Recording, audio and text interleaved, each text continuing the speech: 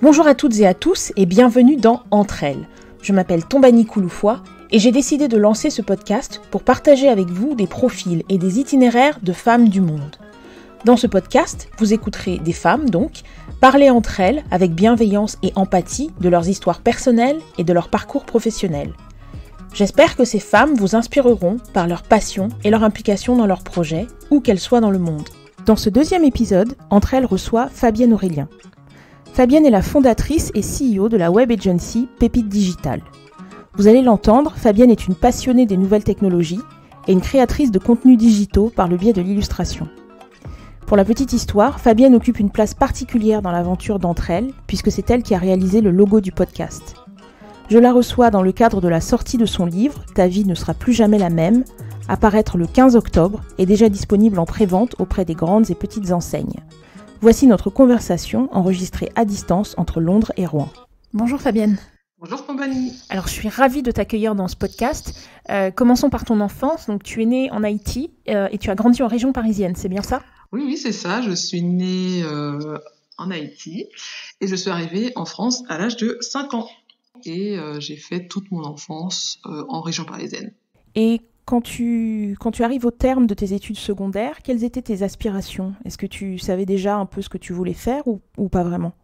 Alors, oui, depuis toute petite, moi, j'avais qu'un rêve, c'était de devenir illustratrice. En fait, je voulais vraiment être une artiste. Je passais mon temps à dessiner depuis que j'avais 5 ans. Je dessine depuis que j'ai 5 ans. Et moi, je me voyais pas faire autre chose que d'être artiste. Et vers la 3e, donc c'est vers cet âge-là qu'on commence à nous dire oui, comment vous allez vous orienter. Les profs nous posent des questions, où est-ce que tu te vois, dans quelle orientation tu te vois. Et moi, je me voyais bien partir vers le milieu artistique, du dessin. Et finalement, ça s'est pas fait. Je reviendrai là-dessus plus tard sûrement, mais ça s'est pas fait. Et du coup, je me suis orientée vers une voie quelconque, en fait. Une voie quelconque. Non, mais on peut en parler là, parce que pour le coup, dans ta famille, personne n'est artiste. Dans ton environnement immédiat, il y avait personne qui était dans ce milieu-là, c'est ça ? Non, il y avait personne qui était artiste. Mes parents ont émigré en France. Et ils ont fait des métiers, quand on émigre fraîchement et qu'on n'a pas de diplôme, voilà. Et mon père il était menuisier, et ma mère était ASH. En fait, elle était femme de ménage à l'hôpital. Elle nous voyait, mes parents nous voyaient faire des métiers beaucoup plus haut gradés entre guillemets, puisque en fait, pour eux, ils avaient fait ces sacrifices-là pour que nous on puisse arriver à faire, comme il disait, quelque chose important de notre vie. Donc quand moi j'ai sorti le mot artiste, ça n'allait pas du tout avec leur plan. Ça correspondait pas du tout à ce qu'ils rêvaient pour moi, quoi. Parce qu'ils se sont dit, non, on n'a pas fait tous ces sacrifices, on n'a pas traversé l'Atlantique et tout pour que tu viennes dessiner, faire des gribouillis comme ça. Puis ils connaissaient pas le métier non plus, donc pour eux c'était forcément quelque chose ils avaient que l'image des gens à Paris qui dessinaient les portraits pour 5 €, quoi. Donc ils avaient une image hyper négative du métier. Ça a changé depuis.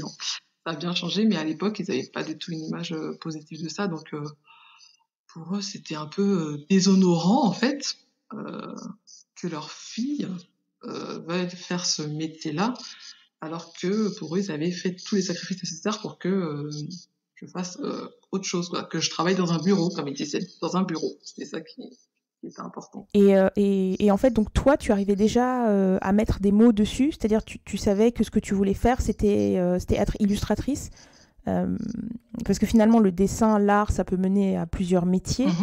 Mais toi, ce que tu voulais dès le départ, c'était être illustratrice. Tu savais que c'était un métier et que c'était celui que tu voulais exercer ? Ouais. Ah oui, complètement. Complètement, j'avais vraiment dit ce mot-là, en fait. Genre, je m'étais exprimée clairement. Je veux faire des dessins, je veux faire des dessins pour des livres, je veux dessiner, c'est ce que j'aime faire. En plus, toute petite, j'adorais écrire des histoires, les dessiner. J'avais plein de livres, plein de BD que que je passais des heures et des heures à faire et tout. Donc c'était vraiment mon truc, quoi.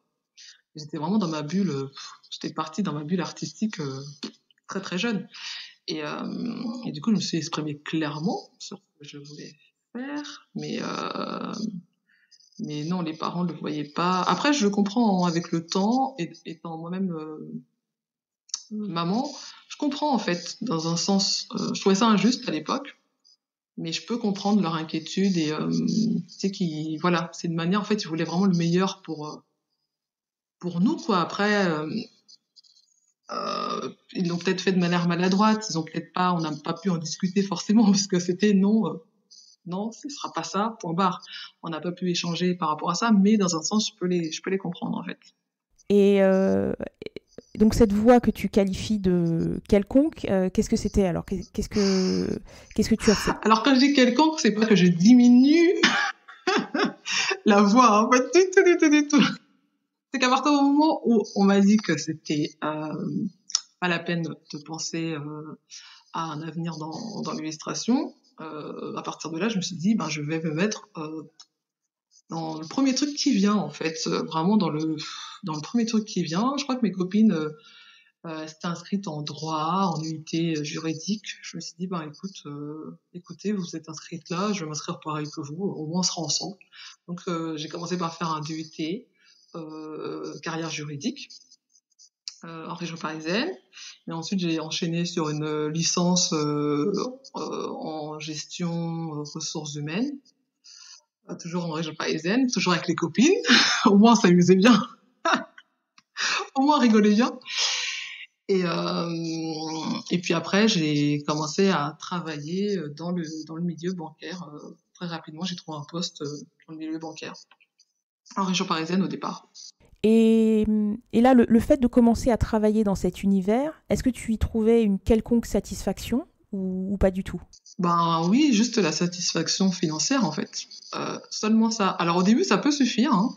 Au début, on se dit bon ben allez, on a un travail, on a un salaire qui tombe tous les mois, allez hop, on peut faire des projets, allez hop, on peut envisager d'avoir une maison, allez hop, bon, il y a l'enfant 1 qui arrive, puis il y a l'enfant 2 qui arrive. En plus, dans le milieu bancaire, en tout cas, enfin, en France, on a quand même une bonne, enfin, par rapport au congé maternité, on a un très long congé mat. Je sais que les enfants, je suis restée avec eux jusqu'à leur neuvième mois, parce que c'était pris en charge par la convention en fait collective, donc c'était quand même assez confortable.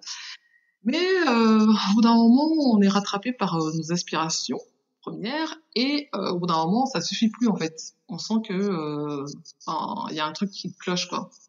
On commence à aller au travail avec une boule au ventre, on commence à y aller à reculons. Euh, Tout ce qu'on fait, ça a pas de sens. En fait, il y a plus de sens en fait dans ce qu'on fait tous les jours. Moi, j'ai l'impression d'être un robot qui agissait mécaniquement en fait. Et au bout d'un moment, ça commence à nous bouffer intérieurement, petit à petit. Et puis, ça arrive vraiment, c'est tout petit, hein. Au début, c'est juste une petite gêne à l'intérieur. Et puis après, ça prend une grosse place jusqu'à ce que ça se transforme enfin, sur la fin, moi, j'étais proche de la dépression, en fait. Parce que j'étais pas bien. J'étais pas bien dans ce que je faisais, j'étais pas bien dans mon travail, j'étais pas bien. Euh, enfin, c'était vraiment un tout. Comme tu dis, c'est insidieux en fait. Ouais. Est-ce que pendant cette période, tu continuais à dessiner pour ton plaisir personnel ou est-ce que pour le coup, tu avais complètement arrêté? Ben non, en fait, j'avais arrêté. J'avais arrêté parce que j'étais tellement dégoûtée en fait de pas pouvoir travailler là-dedans que je m'étais dit, ben c'est bon, je ferme mes cahiers, je range mes crayons et c'est bon, je dessinerai plus. J'étais trop déçue en fait. Et alors, quel a été l'élément déclencheur, puisque je te reçois aujourd'hui en tant qu'illustratrice, entre autres, donc clairement, il y a eu une bifurcation quelque part. Qu'est-ce qui a été l'élément déclencheur? Alors donc je dessinais plus, je touchais plus à mes crayons, mes feutres. Enfin, ça faisait des années que pour moi, c'était vraiment de l'histoire ancienne, quoi. Et quand je suis tombée enceinte de mon second petit garçon, j'étais à la maison, donc en arrêt. Je crois que j'étais en arrêt parce que j'avais des contractions. Enfin, j'avais des petits soucis de santé, donc j'étais en arrêt. Et puis j'étais là sur mon canapé avec mon gros ventre à pas bouger. Et puis mon mari il m'a dit, mais pourquoi tu ne reprendrais pas le dessin? Je fais, oh là là, le dessin, c'est de l'histoire ancienne, enfin, c'est fini. Enfin, ça fait plus partie de ma vie, c'est fini. Et il m'a dit, ouais, mais tu devrais peut-être reprendre le dessin. Et puis, tu sais, maintenant, il y a des nouvelles techniques, il y a des tablettes graphiques, tu devrais essayer et tout. Ça a l'air pas mal, ce truc-là. Je fais, une tablette quoi? Enfin, c'est quoi ce truc-là? Parce que moi, j'étais restée au feu de crayon, au papier, enfin. Et entre-temps, enfin, il y avait eu des bons technologiques qui fait que les gens, ils dessinaient sur des tablettes graphiques. Et je lui ai dit, ouais, non, franchement, je sais pas. Et finalement, bah, il m'a fait une tablette graphique. Et j'ai commencé bon, à la tester. Alors au départ, j'étais complètement gauche avec, parce que enfin, c'était pas forcément évident la prise en main. Et puis ça faisait au moins 10 ans, 12 ans, 13 ans que j'avais pas dessiné, donc pareil, mon tracé, il était horrible. J'ai commencé à m'entraîner, j'ai essayé de côté, je l'ai repris, j'ai essayé de côté. Enfin, c'était vraiment amour et désamour avec moi et la tablette au départ. Hein. Et puis, bah, petit à petit, j'ai commencé à la maîtriser un petit peu. Et c'est là que j'ai commencé à prendre plaisir à dessiner, à reprendre plaisir à dessiner pendant ma deuxième grossesse. Et ensuite, donc, tu retournes travailler à la banque? Ouais, je retourne travailler et je continue à faire mes petits dessins. Donc au départ, alors faut dire que quand j'étais jeune, je faisais beaucoup, j'en ai déjà parlé sur mon compte Insta, mais je faisais beaucoup de dessins de mode. Enfin, je faisais des histoires et tout, mais je faisais aussi beaucoup de dessins de mode et j'aimais tellement la mode. Je m'imaginais créatrice de mode aussi. Enfin, c'était trop marrant. Et, et là, en fait, quand j'ai repris le dessin, j'avais plus les mêmes aspirations. Je me disais, mais qu'est-ce que je pourrais dessiner? Qu'est-ce que je pourrais gribouiller sur cette tablette? Et au début, j'ai commencé à gribouiller les mots d'enfants de mon plus grand. Enfin, à l'époque, il avait que 3 ans et des fois, il me disait des trucs hyper marrants. Et donc, j'ai commencé à dessiner sa bouille, à dessiner ma bouille, et puis à mettre une petite bulle et à écrire les trucs marrants qui me disait quoi. Donc, et puis tous ces dessins-là, en fait, je les gardais dans un dossier bien rangé dans mon ordi pour moi, quoi. Je me disais, ben tiens, je garde ce petit truc-là, ça nous fera des souvenirs en fait. Quand il grandira, je lui montrerai des trucs rigolos qu'il pouvait me raconter. Ça sera un souvenir, quoi. Mais ça, c'était sans l'intervention de mon mari, une fois de plus, qui a dit, mais pourquoi tu partagerais pas ça sur les réseaux sociaux? Parce que c'est vachement drôle, je trouve. Et je lui ai dit, mais non, et tout, qu'est-ce que tu racontes? C'est pas, enfin, il n'y a pas d'intérêt il y a pas d'intérêt à partager ça sur les réseaux sociaux. C'est drôle pour nous, mais ce sera pas drôle pour les autres. Et du coup, il m'encourageait tous les jours. Il me disait, mais si, tu devrais le poster, tu devrais en faire un blog, mais si, tu devrais le poster et tout. Je l'écoutais pas, jusqu'au jour où il en a pris un, il l'a posté à mon insu sur Facebook. Donc j'étais hyper énervée. Je disais, ah non, la honte et tout, les amis, la famille vont voir mes dessins, n'importe quoi, c'est ridicule en plus, ah non, machin. Et en fait, la réaction des gens, c'était pas du tout celle que je pensais. Enfin, je pensais que les gens ils allaient dire mais c'est quoi ça, machin. Mais au contraire, en fait, ils ont adoré. Ils ont dit oui, mais c'est trop bien ce que tu fais. J'espère qu'il y aura une suite. Allez, on veut d'autres dessins, on veut d'autres dessins. Donc j'ai dit waouh, ils aiment bien, c'est dingue et tout. Et ça m'a encouragée, ça m'a vachement encouragée. Et du coup, j'ai commencé à penser à l'éventualité d'ouvrir un blog. Je me suis dit, ben, il a peut-être raison finalement. Ils ont pas toujours raison, les maris, mais peut-être, cette fois-ci, il avait peut-être raison. Faudrait peut-être que j'ouvre un blog. Donc, un peu avant de reprendre le travail, enfin, après mon congé paternité, j'avais commencé à bidouiller un blog sur, je sais même plus sur quelle plateforme. C'était une vieille plateforme. C'était pas encore le site que j'avais actuellement. C'était une plateforme un peu bidouillée. Et j'ai repris le travail avec déjà ce blog enfin cet embryon de blog en fait, c'était le début de l'aventure et j'ai repris le travail comme ça. Et là, j'imagine que ça t'apportait beaucoup de le faire, que c'était un peu ton petit coin de paradis, entre guillemets, un petit moment qui te permettait de t'exprimer. Ah bah carrément, parce que du coup ça m'avait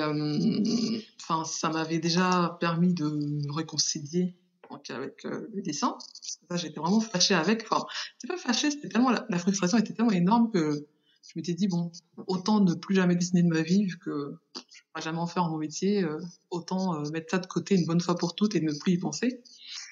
Et le fait de recommencer à dessiner pour mon blog et tout, donc ça m'a déjà moi-même réhabitué au dessin, parce que en fait, le dessin, il faut savoir que plus on s'exerce, plus mieux on dessine. Et moins on dessine, et plus on perd, en fait. C'est comme une langue étrangère, si on s'exerce pas à la parler, on la perd. Le dessin, c'est pareil. Même si c'est un don, enfin, entre guillemets, un don qu'on a, si on s'exerce pas, on perd, en fait. Et moi, j'avais vraiment beaucoup perdu. Hein. Je trouve que je suis retombée sur mon ancien blog, le tout premier dessin que j'avais posté, j'avais trop honte. J'ai dit, j'ai osé poster ça. C'était horrible. Parce que les traits étaient tout tordus, les visages étaient pas du tout parallèles, les yeux, il y avait un œil qui disait bonjour à droite, un œil qui disait bonjour à gauche, enfin c'était n'importe quoi. Mais en même temps, ça m'a fait sourire aussi parce que je me suis dit, ben c'est aussi, j'ai dû limite réapprendre à dessiner quoi, petit à petit. Donc voilà. Mais du coup, oui, je suis repartie au travail, donc j'allais au boulot et puis le week-end. Quand j'avais du temps, je me remettais à dessiner. C'était vraiment minime au départ. Hein. Vraiment, c'était vraiment c'était pas une grosse cadence. Hein. C'était vraiment de temps en temps un petit dessin. Quand j'avais une idée qui me venait en tête, c'était vraiment au départ très soft. Voilà. Oui, donc tu trempais l'orteil. Voilà, c'est ça. C'est ça, exactement. Et qu'est-ce qui a fait que tu as fini par partir pour de bon de la banque? Alors, c'était un long processus. C'était un très long processus, puisque comme je disais tout à l'heure, en fait, petit à petit, je commençais vraiment Enfin, ça faisait un long moment que j'étais pas bien, même par rapport au relationnel. Enfin, dans cette banque-là où je travaillais, j'avais subi pas mal de harcèlement moral. Enfin, c'était assez. Je vais pas rentrer dans les détails, ça ne sert à rien. Les choses du passé appartiennent au passé, et rien ne sert de brasser le mauvais. Mais j'avais subi assez de mauvaises choses en fait là-bas, sans compter le travail qui ne me plaisait pas du tout, sans compter que le fait que c'était vraiment tellement à des kilomètres de ma passion, de mes rêves, etc. Donc au bout d'un moment, tout ça en fait, ça a fait une espèce de mal-être en fait, un gros mal-être qui m'a vraiment, comme je disais, conduit presque à la dépression. C'est-à-dire que j'étais tout le temps malade, tout le temps malade. Quasiment toutes les semaines, j'avais un problème de santé. Je faisais des cauchemars, j'allais au travail, vraiment, je te dis, à reculons. Enfin, c'était une horreur, quoi. Et plus ça allait, et plus je perdais goût à la vie. En fait, je souriais même plus, en fait. Mon petit me disait, mais maman, pourquoi t'es toujours triste? Maman, pourquoi à la maison, tu souris jamais? Enfin, c'était arrivé loin, en fait. Hein. C'était arrivé assez loin. Donc, au bout d'un moment, je me suis dit qu'il fallait que je m'en sorte quand même, d'une manière ou d'une autre, que je prenne mon courage à deux mains et que je quitte ce poste qui était, on travaille en banque, on se dit, on a un poste sûr, avec un salaire sûr, avec des super avantages.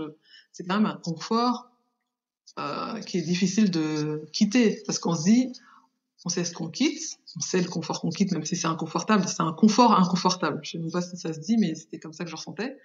On ne sait pas ce qu'on va trouver à côté, donc c'était quand même assez dur la décision a été dure à prendre, mais avant même de prendre cette décision, je me suis dit, il faut que je sache ce dont pourquoi je suis faite. Donc je me suis dit, je vais faire un bilan de compétences d'abord. Je vais commencer par le commencement, je vais faire un bilan de compétences. Voilà. Donc j'ai commencé à poser une première pierre, qui était le bilan de compétences, et je m'étais dit, après on verra bien ce qu'il adviendra, quoi. Le bilan de compétences, qu'est-ce que tu en as retiré? Le bilan de compétences que j'en ai retiré, donc ça se passe sur 2 mois. J'avais trouvé une conseillère, je sais pas si ça s'appelle une conseillère, en fait, la dame avec qui j'ai passé le bilan. J'avais fait plusieurs entretiens pour choisir vraiment le meilleur ou la meilleure conseillère qui soit. Avec les autres, j'ai pas eu le feeling. Avec elle, j'ai tout de suite eu le feeling. Vraiment tout de suite eu le feeling. Elle m'a tout de suite capté. Je sentais qu'elle était vraiment à l'écoute. Parce qu'il y a être à l'écoute et il y a être à l'écoute. Hein. Elle avait vraiment une vraie oreille, en fait. C'est-à-dire qu'elle comprenait, elle m'avait tout de suite cerné. Et je me sentis tout de suite à l'aise avec elle. Et elle m'avait dit, tu sais, Fabienne, quand on fait un bilan de compétences, on fouille tellement loin dans dans ta conscience, dans ton inconscient, dans ton intimité, que tu as intérêt à être à l'aise avec la personne avec qui tu fais le bilan. Parce que si t'es pas à l'aise, tu t'iras pas jusqu'au bout, en fait. Tu vas juste rester en surface et tu diras pas ce qu'il y a au fond de toi. Tu vas pas montrer le vrai toi puisque tu auras une réticence à te montrer réellement tel que tu es. Donc, il faut que tu sois vraiment à l'aise avec la personne avec qui tu fais le bilan. Et quand elle m'a dit ça, j'ai dit oui, c'est vrai, c'est vrai. Et je pense que je vais être à l'aise avec vous, en fait. Donc, je vais le faire avec vous. Cette dame-là, vraiment, on est toujours en contact aujourd'hui, hein, on est toujours en contact, on déjeune régulièrement ensemble et tout, parce qu'on s'est super bien entendu et c'est quelqu'un qui m'a marqué. Et elle dit aussi que je suis une personne qui l'a marqué, donc du coup on s'apprécie vraiment mutuellement. Et donc j'ai passé mon bilan de compétences avec elle, donc c'était 2 mois intenses sur mon temps de travail. Parce qu'à l'époque, on pouvait faire les bilans de compétences. Je ne sais pas maintenant comment ça se passe, mais à l'époque, on pouvait les faire sur le temps de travail. Donc, c'était l'entreprise qui payait le bilan. Et donc, du coup, une fois par semaine, je partais plutôt le vendredi et j'allais faire mon petit bilan de compétences. Et du coup, donc j'ai passé pendant ces 2 mois, elle me donnait pas mal de boulot. J'avais beaucoup de boulot à faire, un gros travail d'introspection à faire. On a fait, enfin, je pourrais pas dire le nombre d'exercices qu'on a fait au fil de ces 2 mois-là, mais on a fait vraiment tellement d'exercices, enfin, qui demandaient vraiment de se connaître et de s'interroger sur soi-même, en fait, et de faire ressortir les parties de soi qu'on avait enterrées. Et du coup, moi, j'ai extirpé du 4e, 6e, 10e sous-sol ma partie créative, en fait, que j'avais vraiment enterrée. Et ça m'a vraiment fait du bien parce que ça a fait comme une révélation, ça m'a fait un déclic. J'ai dit, mais en fait, voilà, je m'étais perdue pendant toutes ces années, alors que je suis moi. Mais cette personne qui, depuis des années, va au travail et fait des allers-retours à la banque, machin, c'est pas moi, c'est une autre personne. La vraie personne qui est en moi depuis tout ce temps-là, elle était enterrée. Donc elle m'a vraiment mis ma vraie personnalité en avant et elle m'a fait comprendre mes réelles compétences. En fait, c'est pour ça que ça s'appelle la meilleure compétence. Elle m'a vraiment mis en avant mes compétences, mes aptitudes, mes qualités, mes défauts aussi. Et à partir de là, en fait, on a commencé à monter un projet professionnel. Et là, d'un point de vue pratique, comment les choses se mettent en place? Parce que donc, vous faites le bilan de compétences et j'imagine qu'il en ressort des conclusions ou des recommandations. Beaucoup de choses, hein. Il a été ressorti beaucoup de choses, mais malgré ça, le dessin, l'illustration était toujours pas le temps. Elle avait dit que j'avais une prédisposition à tout ce qui était métier artistique, métier d'illustration, etc., mais qu'on mettrait ça de côté parce que la conjoncture n'était pas terrible et que valait mieux pas, voilà, faut que ça reste dans le domaine du loisir, mais pas plus. En fait, c'est drôle parce qu'en t'écoutant, ce qui me vient à l'esprit, c'est que finalement, il n'y a jamais de moment parfait. Si on attend que toutes les planètes soient alignées, que tout soit exactement parfait, euh, on court le risque de ne rien faire en fait. Ouais, c'est sûr, c'est vrai. Non, c'est vrai, hein. Et je suis d'accord avec toi, hein. C'est totalement ça. Mais en tout cas, pour le coup, elle m'avait dit non, l'illustration c'est pas pour toi. Mais par contre, je vois une certaine appétence pour tout ce qui est métier créatif. T'es une bonne communicante. Alors moi, qu'elle me dise que je suis une bonne communicante, j'étais là, bon, je savais pas. Enfin, il y a plein de choses qui sont ressorties en fait de ma personnalité, mais voilà, que j'avais vraiment envie depuis très très longtemps. Et donc elle m'a dirigée, enfin on s'est dit, ben ce serait bien que tu te renseignes par rapport au métier de la communication, de tout ce qui est digital, de tout ce qui touche aux nouvelles technologies. Je pense que ça pourrait vraiment te plaire. Alors déjà, elle me dit ça, je me suis dit quoi, digital, qu'est-ce que c'est que ce truc? Enfin, j'étais vraiment à milieu de tout ce monde, hein. J'étais vraiment à milieu. Et on a commencé à monter le projet ensemble. Elle m'a dit, écoute, renseigne-toi auprès de telle école. Si tu commences à intégrer une école, essaye de voir comment tu pourras gérer ça avec ta vie de maman. Et il faut qu'on voit aussi comment on pourra gérer ça financièrement. Donc, si tu trouves une école, il faut qu'elle soit en alternance pour que tu continues à toucher au moins un SMIC pendant ta durée d'école. Enfin, on a vraiment monté un projet euh, très carré. et très sécure. Parce que moi, j'avais dit, je veux bien changer de métier, de voie, etc., mais je veux pas mettre ma vie de famille en péril à cause de mes envies et de mes passions, en fait. Je dis, soit c'est sécurisé et je fonce, si je sais que c'est sécurisé et que c'est balisé, soit je vais nulle part, en fait. Tout était, tout était balisé et tout, mais j'avais toujours cette peur de faire le grand pas, en fait. Je me disais, ah non, j'ai trop peur, parce que je savais, enfin, par rapport à tout ce qu'on s'était, avec tout le plan qu'on avait mis en place, je savais parfaitement toutes les étapes que je vais faire pour arriver à changer de métier. Et il y avait 10 000 étapes, en fait. Il fallait trouver une école, trouver une entreprise qui me prenne en alternance. Enfin, il y avait vraiment plein d'étapes, et je me dis, mais je vais jamais arriver à passer toutes ces étapes, c'est pas possible. Enfin, et du coup, je repoussais tout le temps, en fait, le moment de passer à l'action et de dire, c'est bon, j'y vais, euh, et en plus, je voulais pas démissionner. Je pouvais pas démissionner. Je pouvais pas me permettre de démissionner parce que qui dit démission dit euh, pas de, comment dire, pas de, on n'a pas de chômage en fait quand on démissionne. Donc je m'étais dit, il va falloir que j'essaie de négocier une rupture conventionnelle, mais jamais elle va être acceptée. Surtout qu'à l'époque, là où je travaillais, ils acceptaient aucune rupture. Tout était systématiquement rejeté. Toutes les demandes de rupture conventionnelle étaient rejetées. Et donc tous les jours, je continuais à aller au boulot, en sachant que j'avais mon projet qui était monté, qui attendait que je prenne mon courage à deux mains et que je fonce, tu vois.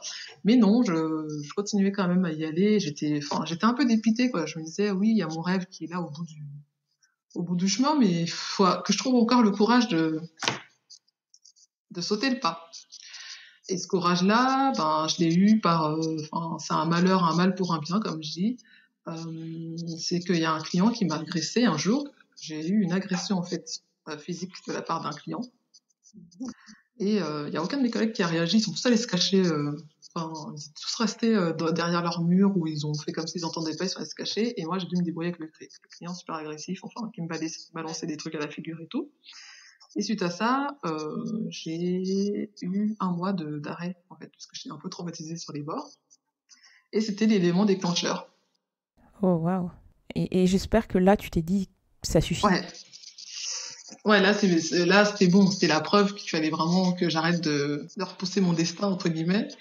Donc, à partir de là, en fait, j'ai dit qu'il faut que je m'en aille. Faut que je m'en aille. J'ai contacté donc un avocat qui m'a super bien conseillé. Et j'ai réussi à avoir ma rupture conventionnelle. Et donc là, tu tournes définitivement le dos au métier de la banque et tu démarres une formation en web management? Ouais, c'était en marketing digital, en fait. C'était en marketing digital. Alors, je vais pas rentrer dans le détail de comment j'ai pu, parce que c'est aussi rocambolesque que l'histoire que l'histoire que je viens de raconter, donc ça va encore te... Oh. Mais c'était, voilà, il y a eu des rebondissements, des machins, des suspens, c'était juste dingue, mais j'ai réussi à trouver déjà une entreprise qui a bien voulu me prendre en alternance. Vraiment, enfin, la manière dont ils m'ont pris, je suis rentrée en mode audace. Dans l'agence de com, j'ai dit, je cherche une alternance. Voilà, je suis une mère de 2 enfants. Je sors du milieu bancaire, je connais rien du tout à la com. Je vais refaire ma vie. Je veux une alternance qui me prenne pour que je puisse réaliser mon rêve. Le gars, il m'a regardé, il a fait, j'adore. Ok, c'est parti. Et du coup, c'est comme ça que j'ai eu mon alternance, en fait. Et je commence, du coup, ma formation en marketing digital, 10 ans après avoir arrêté mes études, entre guillemets. Je reprends le chemin de l'école avec des jeunes, quoi. Enfin, j'étais là, je crois qu'on était 2 mamans. Ouais, j'étais l'une des 2 mamans, et puis sinon, c'était que des petits jeunes et tout. Mais ça s'était super bien passé. De toute façon, moi, personnellement, j'étais partie du principe que j'avais pas forcément envie de leur raconter ma vie, ni que j'étais maman, ni mon âge, ni etc., etc. Donc, ils ont tout découvert vraiment que à la fin, en fait. C'est à la fin, je leur ai fait une grande annonce. Je leur ai dit, vous savez, j'ai pas votre âge. j'ai mon âge que j'ai 2 enfants, machin. Ils étaient tellement choqués. Ils se sont tous mis à hurler en disant, quoi, mais depuis le début, on pensait que t'étais une étudiante comme nous. Je fais, non, je viens de tel milieu. Enfin, c'était très marrant. Et du coup, moi, j'ai fait, donc, cette année, donc, en master. Et j'en ai profité, donc, du coup, avec mes nouvelles compétences et mes nouvelles connaissances pour ouvrir cette fois-ci mon blog sous WordPress, parce que on apprenait aussi les sites web, etc., etc. Donc j'ai pu ouvrir mon WordPress. J'ai pu aussi mettre en application ce que j'apprenais à l'école pour développer mes réseaux sociaux. Et là, du coup, c'est là que vraiment l'aventure du blog a vraiment démarré en mode c'est bon, c'est parti. À partir de là, j'ai dit bon, c'est bon, voilà, je vais faire un petit peu exploser ça. J'ai des compétences pour, on y va. Et c'est vraiment là que c'est vraiment parti, quoi. Je voudrais maintenant qu'on parle de Pépite Digital, donc de ta deuxième carrière. Parallèlement à ça, en fait, le blog il se développait et puis j'avais de plus en plus de demandes en fait qui s'étaient liées à mes dessins, à plein d'autres choses, à des prestations qui étaient liées à mon blog. Donc, ce qui faisait que j'étais coincée parce que je pouvais pas faire ces prestats parce que j'étais en poste. J'avais pas le temps déjà d'une et puis et euh, j'avais aussi mes horaires de maman. Enfin, c'était une vie assez intense. Et c'est là que je me suis dit bon je pense que le mieux c'est de se lancer, quoi. Enfin, pour pouvoir récupérer mon planning et faire ce que je veux de mon temps et pour pouvoir répondre à mes clients, autant me lancer en fait, Donc je garde ma partie com, donc toute la partie com sous Pépite Digital, euh, qui est tout ce qui concerne la communication, donc formation, accompagnement des entreprises, etc., etc. Je garde ça sous Pépite Digital. Et mon blog Queen Mama, qui sera toute la partie illustration, projet artistique, voilà. Donc c'est pour ça que j'ai vraiment deux structures, et mon blog et ma structure Pépite Digital avec lequel je continue à faire de la com avec des clients, enfin, etc., à les accompagner sur des projets, etc., etc. Et tu as une forte présence sur les réseaux sociaux. Alors, j'ai pas revérifié sur ton Facebook, mais ce matin, tu avais quasiment 48 000 followers sur Instagram. Donc, tu as une vraie communauté qui t'est fidèle. Ça, c'était une volonté de départ, c'est-à-dire créer une communauté, ou est-ce que finalement ça s'est fait de façon un peu organique avec un peu tes dessins et puis le blog et puis voilà, les choses se sont faites un peu toutes seules?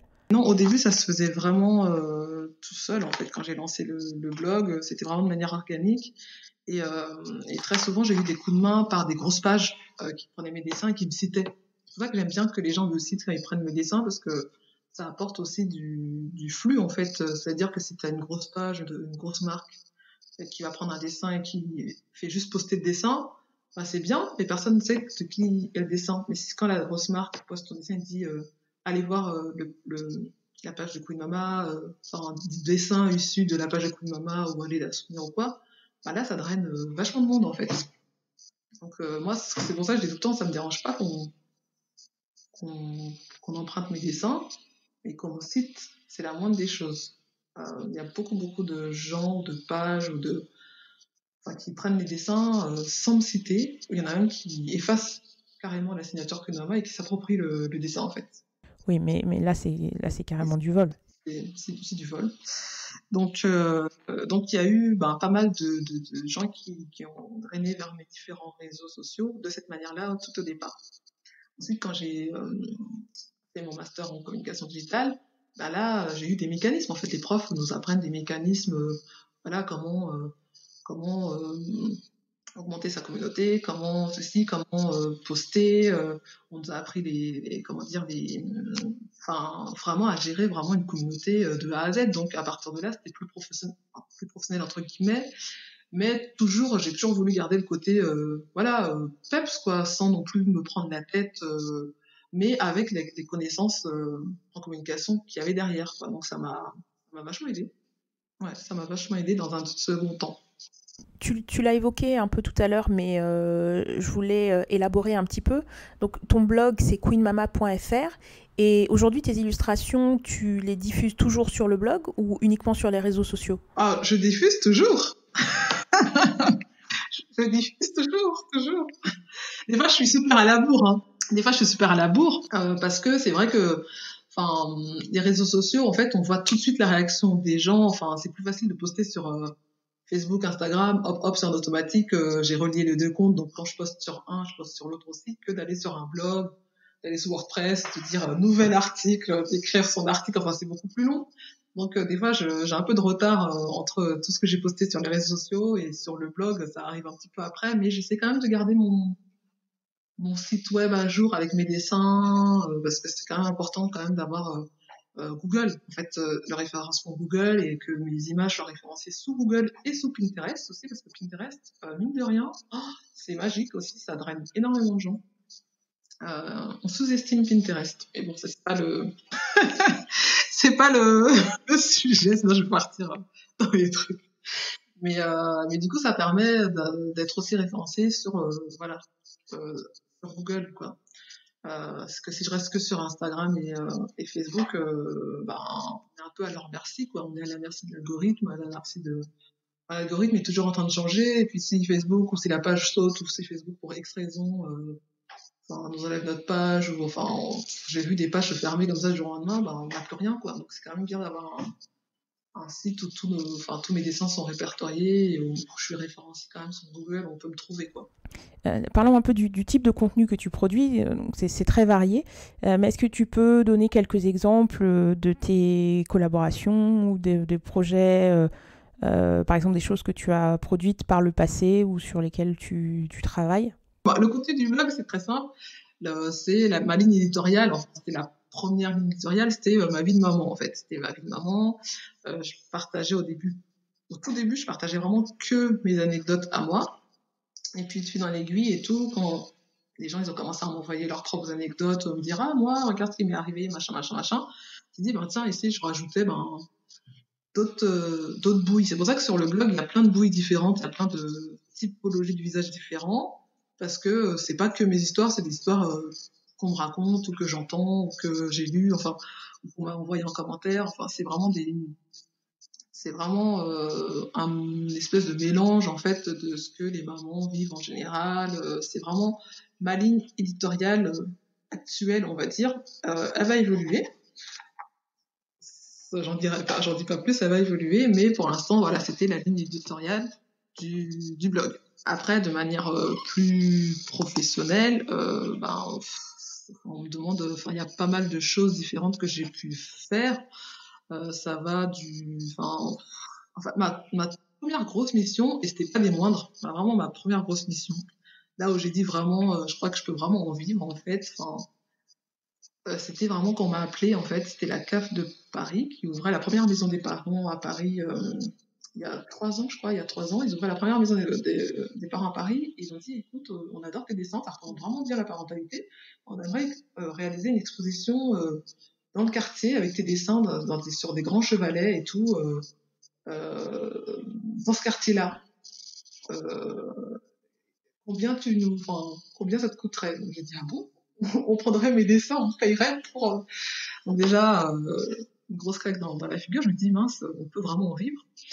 Et c'était un super, enfin pour moi c'était un super coup de pub, puisque une journée avant l'exposition, le directeur de la CAF m'appelle et dit, finalement il y aura la ministre de la Santé qui sera là, en fait, et ça sera à toi de l'accueillir et de lui montrer ton expo. Donc du coup j'ai eu un coup de chaud là, sur le coup j'ai transpiré. Il dit, quoi, le ministre de quoi? Je suis pas prête. Quoi? Au secours. Et du coup, en fait, c'était vraiment mon premier gros contrat, en fait, qui m'a mis en lumière, et où je me suis dit, c'est bon, tu peux vraiment te lancer. En fait, c'est vraiment quelque chose que tu peux faire. Ça intéresse, enfin, ton travail intéresse les gens. C'est pas juste, tu fais rire les gens et puis basta. Tu peux intéresser aussi les gens par ta patte, en fait. Donc ça, c'était la première chose que j'ai fait. Après, j'ai fait pas mal de choses, enfin je fais plein de choses différentes. J'ai travaillé pas mal avec des gens de ma région, la Normandie. Là, en ce moment, actuellement, il y a une exposition qui est située rue Audrebec à Rouen. C'est une exposition qui dure tout au long de la rue. La rue, elle fait 1 kilomètre ou 2. Une exposition sur l'égalité homme-femme à travers des petits dessins, en fait, qu'on a réalisés avec des enfants, enfin que j'ai réalisés à partir d'ateliers qu'on a fait avec des enfants. Donc c'est assez intéressant, et cette expo court jusqu'au mois de novembre. Je travaille aussi avec des entreprises privées, enfin des entreprises du secteur médical. Enfin, en fait, il y a plein de types de prestats qui peuvent être faits à travers le dessin. C'est-à-dire que ça va du livre pour enfants, hein, l'espoir, à mettre en avant un produit. J'ai travaillé avec une marque de shampoing. Enfin, c'est vraiment hyper, comment dire, large en fait le panel de choses qu'on peut proposer à partir de dessins et de l'art en général. Tu travailles beaucoup sur des projets liés à la diversité et tu as une expression que j'adore, c'est le militantisme pacifique. Qu'est-ce que c'est le militantisme pacifique ? Je dis toujours quand on se balade en France, surtout la France qui est un pays super melting pot, quand on se retourne dans la rue, on voit de tout. Donc je trouve ça dommage de pas représenter ça aussi sur les dessins ou sur les œuvres ou voilà. Donc pour moi, c'est ma manière un petit peu d'apporter mon petit pierre à l'édifice. Et je sais que pour certaines personnes, ça peut être juste joli, ça représente pas beaucoup, mais pour certaines personnes, c'est super important en fait. Notamment les enfants qui des fois, ne se voient pas forcément représentés, ou voient pas forcément des gens qui leur ressemblent. C'est l'exemple d'une maman d'une métisse une fois qui m'a accostée dans un salon et qui m'a dit j'adore votre blog, ma fille aussi adore votre blog parce qu'elle est contente, souvent elle se reconnaît dans certains personnages parce que voilà, il y a une petite métisse avec des gros cheveux crépus et elle se dit ça pourrait être moi, elle est contente parce que enfin elle se voit. Et ça, je trouve que c'est important de faire avancer les choses à ce niveau-là, à ma manière. Passons maintenant à ton livre, puisque, comme je le disais en introduction, tu sors un livre. Déjà, est-ce que c'est un projet de longue date, ce livre ? Oui. Enfin, de longue date, oui et non. De longue date, oui, parce que c'est quelque chose qui me trotte dans la tête depuis assez longtemps. C'est vrai que faire un livre de mes dessins, c'était quelque chose que, voilà, c'était un rêve limite d'enfance en fait. Donc c'est pour ça que je dis de longue date, mais pas non plus de longue date, parce que vraiment la décision de me dire j'ai envie de faire un livre à partir de mon blog est arrivée, j'ai pris cette décision qu'il y a 1 an et demi en fait. Il y a 1 an et demi quand je me suis dit tiens, ce serait quand même sympa j'ai tant de dessins, j'ai au moins fait 500 dessins depuis que j'ai commencé mon blog. Enfin à l'époque j'en étais à peu près 500 dessins. Ce serait bien de faire quelque chose de tout ça en fait. Et que ça dorme pas que sur les réseaux sociaux ou sur un site web, mais d'en faire un ouvrage, quelque chose de sympa, un objet quoi, qu'on pourrait tenir entre nos mains. Et du coup, à partir de là, en fait, je me suis mis ça dans l'idée, en fait, dans la tête, et je me suis donné ça comme objectif. Voilà. Ton livre, d'ailleurs, c'est un peu sur le modèle de ton blog, c'est-à-dire une collection d'illustrations, de petites scènes avec des textes humoristiques. Ouais, c'est exactement ça. En fait, ça reprend. Alors moi, au début, je m'étais dit innocemment, enfin naïvement, que on allait reprendre les meilleurs dessins du blog et les mettre dans un ouvrage, et puis basta, quoi. Et quand j'ai eu contact avec la maison d'édition avec qui j'ai signé le livre, en fait, avec justement la personne qui a géré le projet depuis le début, d'ailleurs, elle est vraiment géniale. Franchement, c'est une personne en or, vraiment une super rencontre. Enfin, c'était une très très belle rencontre. Et elle m'a dit, écoute, Fabienne et tout, si on part sur un livre, on part sur des dessins originaux, en fait. On part sur de l'inédit, parce que on va pas sortir un livre avec des trucs que tout le monde peut aller checker sur Internet. Donc là, je me suis dit, ah oui, challenge quand même. Parce que pour moi, j'avais écumé tout, quoi. Enfin, j'avais fait 500 dessins, j'avais tout écumé en long, large et en travers sur la maternité, la parentalité, les bêtises des enfants. Je me suis dit, mais qu'est-ce que je vais pouvoir dire de plus, là Donc elle m'a dit, non, on part sur 70% de dessins originaux et on reprend, 30% du blog, mais on part quasiment que sur des originaux. Donc là, ça m'a hyper challengée, en fait. J'ai dit, ok, d'accord, bon c'est parti. Le titre de ton livre, c'est « Ta vie ne sera plus jamais la même ». Il est donc déjà disponible en précommande sur Amazon, Fnac. Ouais, sur la Fnac, sur Cultura, enfin sur plein de sites, plein de libraires, plein de sites de vente en ligne. Et il sera disponible en réel dans les librairies le 15 octobre. D'ailleurs, on n'a pas évoqué le sujet, mais l'environnement du Covid, la crise sanitaire, quelque part, pour un illustrateur, ça peut être aussi tout d'un coup une fontaine d'inspiration, non ? Euh, oui, alors oui, j'ai fait 5 ou 6 illustrations sur le blog pendant les 2 mois de confinement là sur le sujet, mais je voulais pas forcément en faire euh, carrément. Enfin, j'ai même pas évoqué dans le livre, à vrai dire, parce que c'était pas forcément gai tous les jours, quoi. Les devoirs à la maison, devoir dès le matin faire la prof, c'était pas forcément facile. Donc c'est quelque chose que voilà, je l'ai évoqué sur le blog, mais dans un livre qui reste gravé éternellement, j'avais pas forcément envie. Donc et puis je pense qu'on tourne vite en rond parce que le fait de rester enfermé, oui, c'est vrai qu'il y a des choses qui font rire, mais ces choses-là, en fait, au bout de 2 mois, elles reviennent tous les jours, en fait. Et on renouvelle pas parce qu'il n'y a pas de nouvelles personnes qui viennent pour. Enfin, c'est les mêmes problématiques qui reviennent à chaque fois, donc.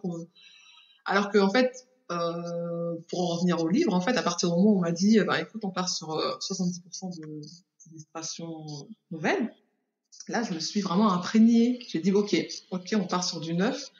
Donc ça, j'ai commencé à écrire les premiers scénarios. On était en vacances du côté de La Rochelle, et j'ai commencé à écouter, à mettre mes oreilles en écoute en fait autour de moi. Je regardais les parents, je regardais les enfants, je regardais les bêtises qu'ils faisaient, j'écoutais ce qu'ils disaient. Enfin, pas que je les espionnais, mais je prenais de l'inspiration. Des fois, ça me faisait rire. Je disais, ah bah ça, tiens, c'est un sujet que j'ai pas abordé encore, que je devrais aborder. Ou, tiens, dans un magasin, un enfant qui faisait une bêtise, machin, tiens, c'est marrant, ça, c'est un truc que j'aurais. Donc, je prenais note, en fait, j'observais beaucoup autour de moi et je prenais des notes. C'est quand même important de s'imprégner, soit des amis, parce que des fois, quand je vais dîner avec des amis, ils me racontent des anecdotes. Bon, c'est aussi des choses que je me note dans un carnet. Enfin, je note toutes mes idées qu'on me donne ou que je vois dans un carnet, et ça nourrit, en fait. Quand on est que entre nous, chez nous, en mode confinement, ben, on est nourri au départ, et après, d'un moment, enfin, il n'y a pas d'autre source, en fait, d'inspiration. Il n'y a que nous. Alors que là, non, quand j'observe autour de moi, ou quand les gens me racontent des choses, là, c'est plein de sources, en fait, d'inspiration qui arrivent. Et du coup, j'ai pu avoir plein de nouvelles sources d'inspi, comme ça, qui sont arrivées et tout, et finalement, j'ai pu écrire plein de nouveaux scénarios pour le livre là qui va sortir le 15 octobre. Et sur tous les nouveaux scénarios que j'ai écrits, j'en ai écrit, je sais pas, peut-être 150, 200. On a sélectionné un certain nombre qui apparaissent dans le livre là. Euh, je voudrais terminer cet épisode en revenant sur ce que tu disais au début, puisqu'on a commencé en parlant de tes parents et de la difficulté que ça a pu être de leur faire comprendre que tu avais une passion. Et puis le fait voilà, d'avoir pu transformer ta passion en un métier et de pouvoir en vivre. Aujourd'hui, j'imagine que ça a complètement changé leur regard sur ces métiers-là. Complètement. Alors là, il y a eu un retournement de situation, c'est impressionnant. Ils ont complètement changé d'avis là-dessus. J'ai une petite nièce, elle adore dessiner, ma mère elle l'encourage. Oui, c'est bien, dessine et tout, c'est bien, tu vas faire comme ta petite Fabienne et tout. Je lui dis quoi? Tu lui dis ça? Tu lui dis ça à elle? C'est ce que j'aurais voulu entendre aussi. Donc non, ils ont plus du tout la même vision. C'est les premiers à aller dire à leurs amis, regardez ma fille, ce qu'elle a fait, regardez ma fille, elle est là, regardez ma fille, elle a un article sur elle. Enfin, ils sont super fiers, ils sont super contents en fait. Et c'est pour ça, après, moi, je leur en veux pas, parce que, enfin, ils peuvent pas forcément savoir, enfin, c'est pas forcément évident de savoir tout ce que peut offrir, enfin, le dessin, en fait. On se dit, dessin, c'est quoi? Eux, ils avaient vraiment que l'image des gens qui dessinaient dans la rue pour 5 euros. Ils disent pas, ben, le dessin, ça peut ouvrir, enfin, ça peut donner plein de possibilités différentes, on peut travailler sur plein de projets différents, enfin, c'est pas forcément, voilà, que faire des croquis de gens dans la rue, en fait. Et ils pouvaient pas le deviner non plus. Donc, c'est pour ça que je leur en veux pas. Et puis, je me dis, chaque chose arrive au temps voulu, en fait. C'est pas grave, en fait, que je sois passée par tout ça avant d'arriver à là où je suis, parce que je me dis, souvent, est-ce que j'aurais réalisé les mêmes choses si j'avais commencé dès le départ par aller vers mon rêve? Est-ce que j'aurais fait les mêmes choses? j'aurais peut-être pas fait des études en communication digitale, j'aurais pas su gérer les réseaux sociaux, j'aurais pas ouvert un blog, j'aurais peut-être fait différemment, de manière plus traditionnelle, et ça aurait peut-être pas donné les mêmes résultats. Donc, je me dis, les choses sont arrivées au temps où elles devaient arriver, en fait. Et il fallait que je passe par toutes les étapes auxquelles je suis passée pour arriver là où je suis, en fait. Et je le disais dans l'introduction, tu occupes une place particulière dans l'aventure d'Entre elles, puisque c'est toi qui as réalisé le logo du podcast, que j'adore. Donc c'était une évidence qu'il fallait que je t'aie sur ce podcast. Un grand merci, Fabienne. C'est un grand plaisir, franchement, c'est un grand plaisir pour moi, et si ça peut inspirer certaines personnes, parce que le message au final c'est quoi? C'est de se dire que voilà, il faut pas se dire que c'est mort en fait, il faut jamais se dire bon c'est fini, c'est mort, le truc il est enterré, ou j'ai un projet, c'est mort, je pourrais jamais le faire. Enfin déjà il y a pas d'âge, déjà il faut pas se dire ouais je suis plus assez jeune. Il y avait des jeunes dans l'école où j'ai été, ils avaient tous la vingtaine, moi j'avais la trentaine bien entamée, on avait 10 ans d'écart, c'est pas ce qui m'empêchait en fait de ressortir de là avec une super bonne moyenne. J'étais même au-dessus de la moyenne. C'est pas ce qui m'empêchait d'avoir mon diplôme en fait. Donc il faut pas s'arrêter, il faut pas se décourager, c'est-à-dire que les choses arrivent quand elles doivent arriver, mais il faut le vouloir et faire les pas en fait qui nous permettent d'y arriver. Si on fait rien, il se passera rien. Si on bouge pas, il se passera rien en fait. Merci à Fabienne pour son énergie, sa bonne humeur et son incroyable positivité. Je vous rappelle que son livre illustré « Ta vie ne sera plus jamais la même » sortira le 15 octobre et est déjà disponible en pré-vente. Vous pouvez retrouver Fabienne sur son blog queenmama.fr et sur les réseaux sociaux. Je mettrai toutes les références sur le site d'Entre elles. Merci à vous d'avoir partagé ce moment avec nous. Si vous souhaitez rester informé de l'actualité du podcast, n'hésitez pas à vous inscrire sur la newsletter. N'hésitez pas également à suivre Entre elles sur les réseaux sociaux, à commenter et à partager avec nous des profils de femmes qui vous inspirent. Enfin, pensez à laisser un avis sur vos plateformes de téléchargement afin de nous soutenir. Je vous rappelle l'adresse du site internet www.entre-elles.com. Merci et rendez-vous la semaine prochaine pour un nouvel épisode d'Entre elles.